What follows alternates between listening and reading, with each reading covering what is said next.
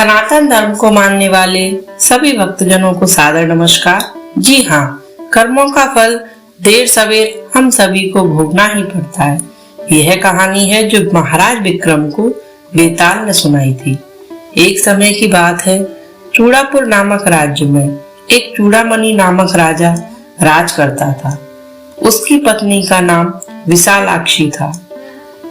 भगवान शंकर की कृपा से उनके एक पुत्र हुआ, उसका नाम हरिस्वामी रखा गया।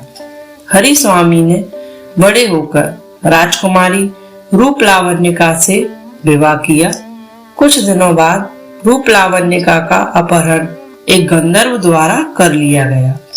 हरिस्वामी ने अपनी पत्नी को कई स्थानों पर तलाश किया, पर वह नहीं मिली।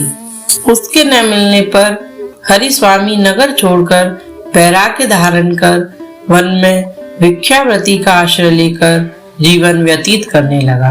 एक दिन सन्यासी वेशधारी हरिस्वामी भिक्षा मांगने के लिए एक ब्राह्मण के घर गया और ब्राह्मण ने खीर उसे भिक्षा में दी। खीर लेकर हरिस्वामी वन में आया और खीर को वट वृक्ष के पास रखकर नदी में स्नान करने लगा। उसी समय एक सर्प वहां आया और उस खीर के पात्र में अपना विष डाल दिया।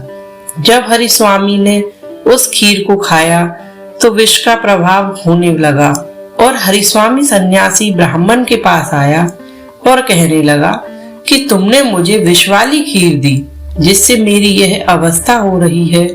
मैं अब मरने वाला हूँ, इस कारण तुम्हें ब्रह्म हत्या का पाप लगेगा। यह कहकर वह सन्यासी मर गया। इस कहानी को सुनकर बताओ कि ब्रह्म हत्या का पाप किसे लगेगा। तब राजा विक्रमादित्य बोले, उस विषधर नाग ने अज्ञानवश और अपने स्वभाव के अनुसार विष को खीर में डाला, अतः उसे पाप नहीं लगेगा। और चूंकि खीर देने वाले ब्राह्मण ने एक भिक्षुक के लिए धर्मानुसार खीर उस भिक्षुक को दी, ऐसे में वह ब्राह्मण भी ब्रह्म हत्या का भागीदार नहीं है। अब शेष बचा वह स्वयं हरिस्वामी सन्यासी। क्योंकि जन्म जन्मांतर के कर्मों का फल भोगना पड़ता है, अतः जन्मांतरीय कर्मवश किसी प्रेरणा से ही स्वतः मरा और बाकी तो अपने उसके निमित्त मात्र ही बने और यह घटना घटित हुई। अतः ब्रह्म हत्या किसी से नहीं हुई। यह तो अपने कर्मों का ही फल है जो हमें भोगना पड़ता है।